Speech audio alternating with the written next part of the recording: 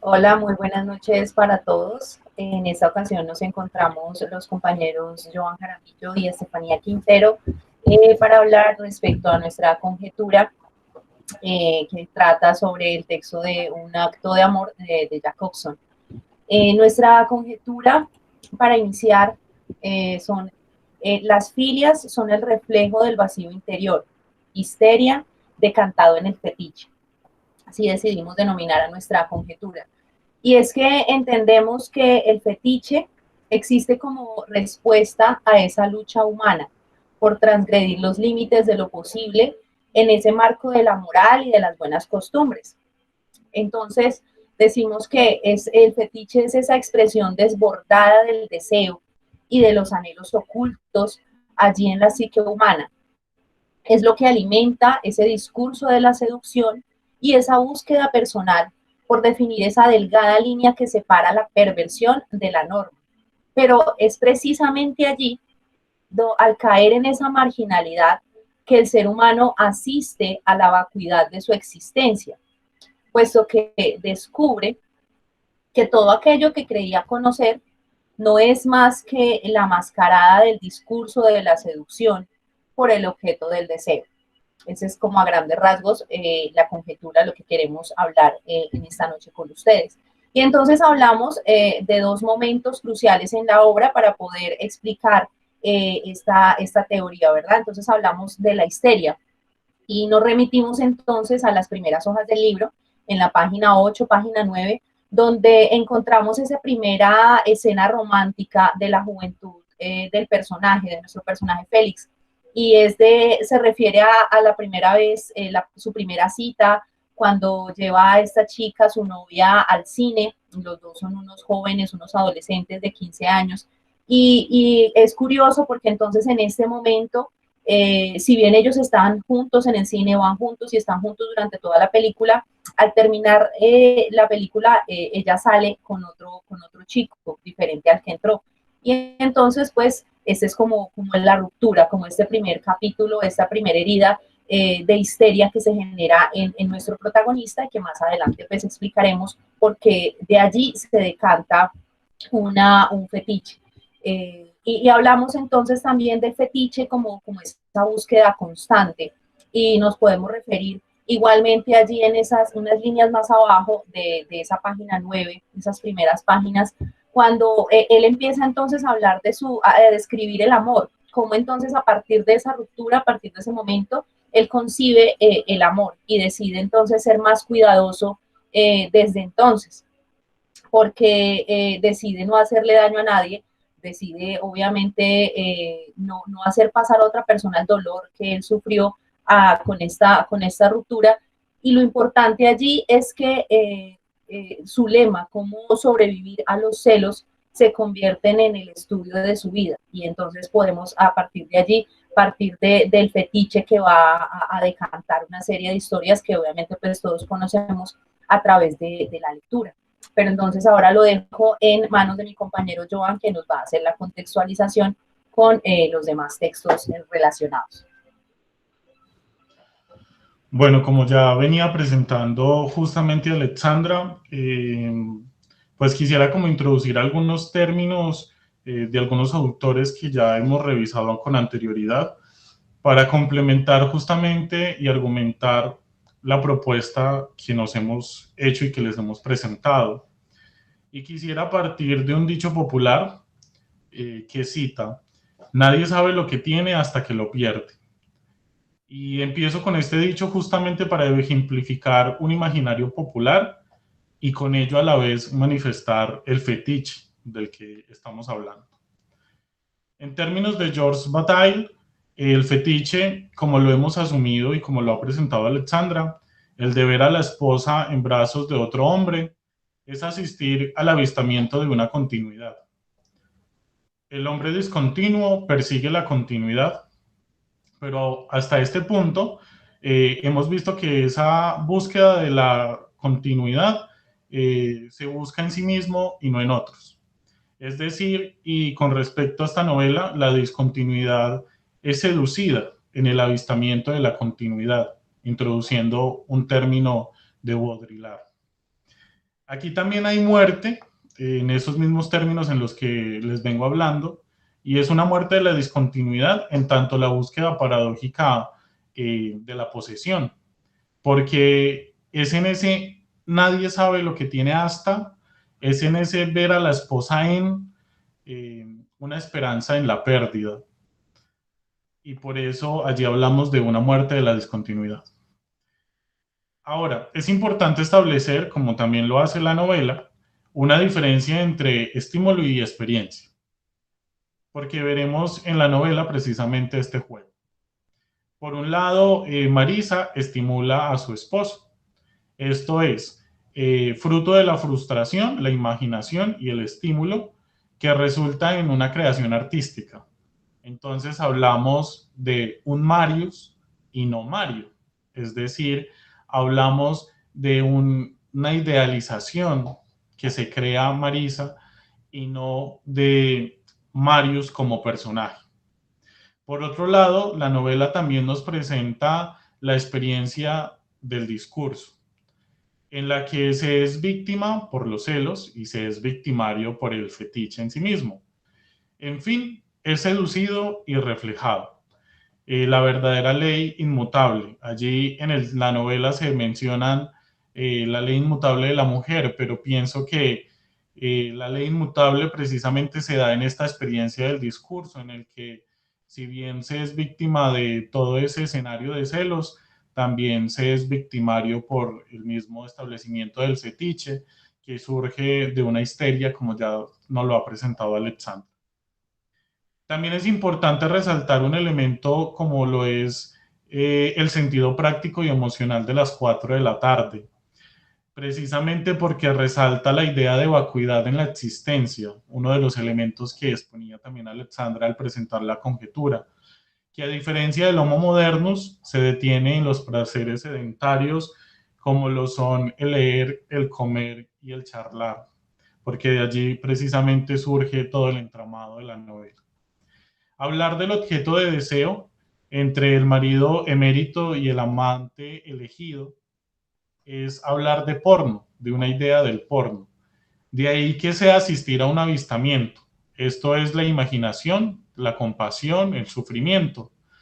Es una convergencia de envidia y que resulta ser a últimas un arte casi que perfecto y por eso allí entonces hablaremos también pues de esa idea del porno, sin olvidar nuestra centralidad que es ese reflejo de la histeria que decanta en el fetiche. Y para seguir ahondando en esta conjetura, entonces le doy paso a mi compañera Stephanie.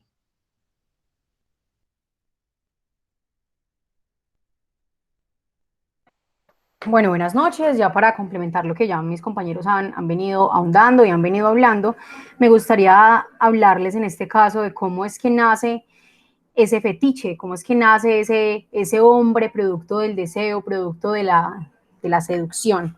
¿Sí? Bueno, ya habíamos hablado en algún momento de un trauma, por decirlo de alguna manera, que tuvo nuestro personaje Félix. ¿Sí? Ahora, ¿qué desencadena ese primer suceso, ese ser abandonado, esa pérdida que ya nos relataba nuestra compañera con anterioridad? Para eso de la página 9, la página 10, Félix está teniendo una conversación con su mamá acerca del abandono, acerca de ese suceso que había acabado de experimentar, ese abandono de su novia, de en aquel entonces su novia, y él empieza a preguntarle a su mamá de que si es posible no sufrir cuando se ama, y ella dice que no, o sea, que eso precisamente es algo normal, es algo que puede suceder, que puede pasar, es algo que nadie está exento de que le pueda ocurrir. Bueno, entonces ya él está hablando y está diciendo de que si se vuelve a enamorar es posible que vuelva a ocurrir, entonces la mamá le dice que no, que probablemente tenga suerte y todo eso, o que tal vez aprenda a amar un poco menos. A lo que él en su inocencia pregunta, ¿aún así seguiría siendo amor? Y la madre le dice que esa es la gran pregunta, a lo que éste le responde que aún siendo él un niño de 15 años conocía perfectamente la respuesta.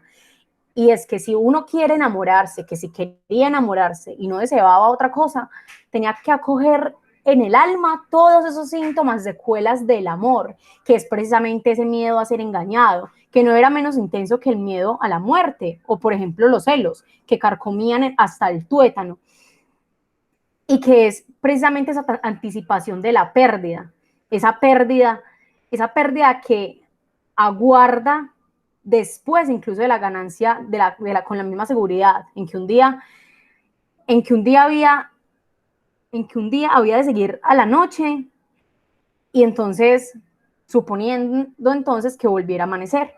Entonces ahí es cuando él dice, amabas no solo con la expectativa de perder, sino con el propósito de perder. Eso era lo que me habían enseñado mis libros preferidos, y ahora que los había puesto a prueba en la vida real, sabía que decían la verdad, amabas para perder, y cuanto más amabas, más perdía. El miedo y los celos no eran un fenómeno adicional, eran el amor mismo. Esto es muy interesante y empieza a generarse entonces una identidad o un producto del fetiche, un nuevo ser que deja de lado esa ingenuidad inicial con la que habíamos abordado, para pasar ya a un ser que acepta ese abandono. Incluso él lo manifiesta, ahí seguido a la cita que les acabo de mencionar. Él manifiesta, ya nunca más seré abandonado, ya nunca más me voy a sentir solo. ¿Por qué? Porque se acepta precisamente ese vacío, se acepta ese vacío, y al aceptar ese vacío se agotan las posibilidades de sentirnos nuevamente solos, de sentirnos nuevamente abandonados.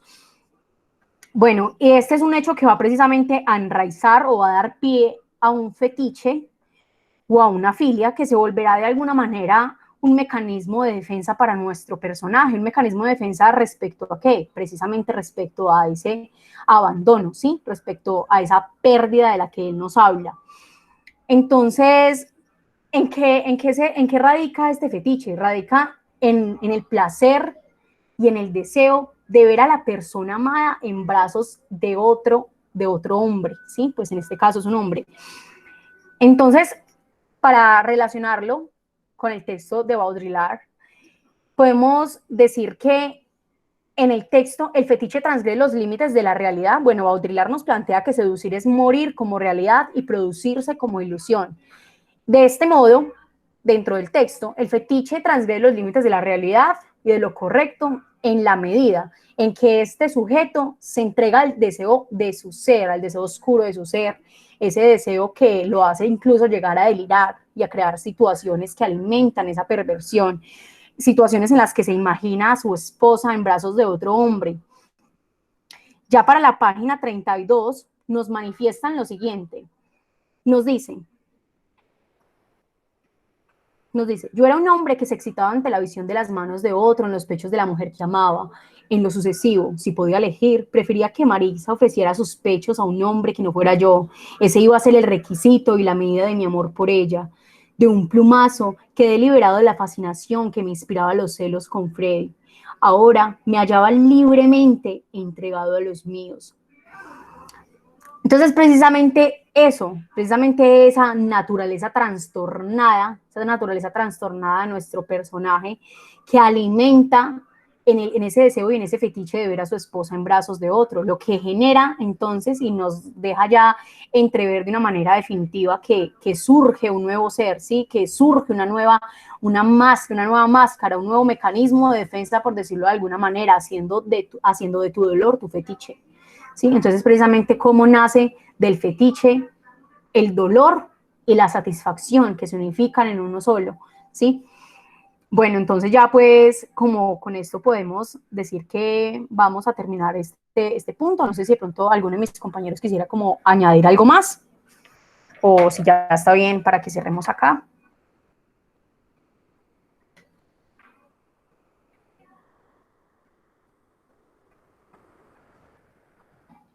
Bueno, pues mencionar simplemente que hemos intentado demostrar precisamente cómo de una histeria, lo que en términos del psicoanálisis sería un trauma psicológico por el engaño de un amor, ¿sí? Como lo hemos ejemplificado, pues decanta o deviene luego en toda la configuración de un fetiche, como ya lo hemos expuesto a través de este discurso. Y pues nos aproximamos precisamente a que las filias son el reflejo de esto que hemos presentado. Sin más por añadir, pues queda desear una feliz noche y bueno, hasta aquí nuestra conjetura.